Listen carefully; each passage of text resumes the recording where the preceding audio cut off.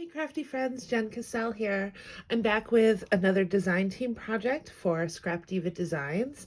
Real quick, here is her website and of course all of her information on the back. Make sure to use that hashtag Scrapdiva Designs for some amazing inspiration. So this is what I created with the Valentine's Day gift box. Oh, it's so cute. I love it. This is a hybrid project. I did the ephemera that I used on my Cricut.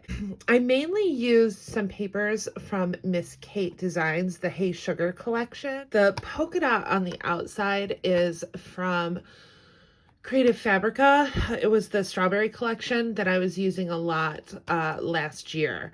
So I printed it on koala paper. So it has like a really nice photo paper, almost like a shine to it. Same thing, here's the back. And once again, this is a print and cut from Miss Kate that I found on Design Space. I used this really cool trim. So every time that I've seen the other design team members do this, they did a shaker component, which makes sense because this was clearly meant to be a shaker set. So you actually get, this is the die that you get right here. It's 6 pieces and you get 3 shaker components with it. So you have the lips, you have the XOXO, and then you also have the hearts. So you have the overlay pieces that are already cut, like you're going to get this cut to it. So you don't have an interior to it. When I did my back, I just added a backing layer to it. And then of course, to make your box, you're going to cut 2 of these. It's really easy to put together. I don't think that you would need a tutorial.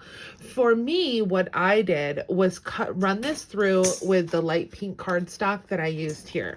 I ran it through twice, of course, and then I cut my pattern paper, the polka dot, out of these 2. And of course, I did it twice because you're going to need 2 back panels and 2 side panels. So once I cut those, I glued it to my pink panel. Once they were glued on, I used my Excel blade and then I just cut the interior out. That way you're cutting both layers at once and you know that you're going to get it dead on. I had not put this together, like the box together at this point. I ran these through again twice so that I could get the interior portion. So here's the interior of my box, and you can tell I've cut it again in this red heart paper. So at first I was just going to do it as an acrylic box, so you could see most of it. And then I came across this. I was at Dollar Tree the other day and I saw this and I was like, oh, I really, really like this. So then I ended up adding this on top of the acrylic layer. I wanted this to be a really sturdy box. So I felt that if I only put this layer in without the acrylic backing, you would still kind of have a chance of it, like once you put stuff in there, of it kind of poking, and I didn't want that. So I did add the added additional layer of the acrylic to this. So it really did make it a nice sturdy piece. This box isn't going anywhere by any means. I love the effect of it because you get the shaker effect without it being a shaker box. Like I said, I cut out the ephemera using my Cricut. This bow here is from the Heart mini album that was released this month as well. The cherries are once again cut by my Cricut. Santa was really, really good to me this year and brought me one of the new Cricut Maker 3s that I've been wanting to try for a little while. I held off for the longest time, but oh my gosh, I'm so glad that I finally got one. It is such a nice machine. It really is. It cuts so quick. But and if you want to hear like a full review of my Cricut, let me know in the comments. I want to know what you guys are interested in. I would totally do, a full review of the Cricut. And I did this Hey Sugar as a print and cut. As you can see, it is one solid layer underneath, and then I just cut the letters again to bump them up a little bit.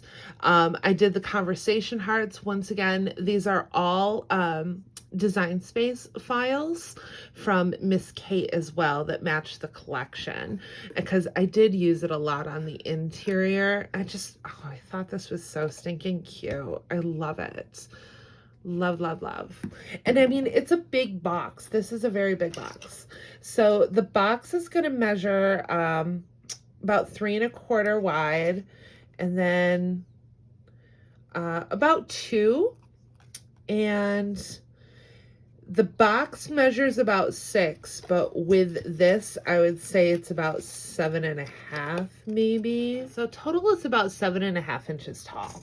So I will say this is a really big die. I have a Sizzix switch. The Sizzix switch has an 8½ by 11-inch platform.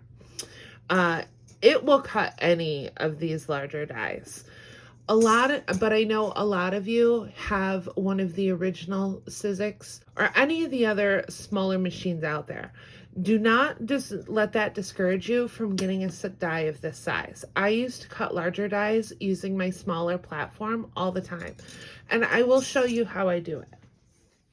Okay, sorry, I had to grab one of my older plates. It's all I really had right now. I don't use this machine very much anymore. But what you're going to want to do if you have a small platform like this one measures 9 by 6, I believe. Yes, so 6 by 9 inch platform. This is bigger than 6 by 9. Don't worry, don't get discouraged. It's not hard. I used to cut this all the time.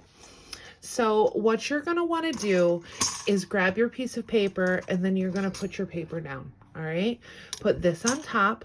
Then you're going to grab some mint tape. I would use for this, or washi, whatever you have on hand.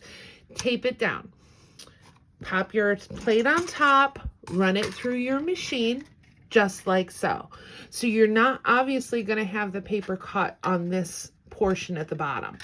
Without removing the tape, you're just going to slide that paper forward, pop this back on top, and run it through your machine like this.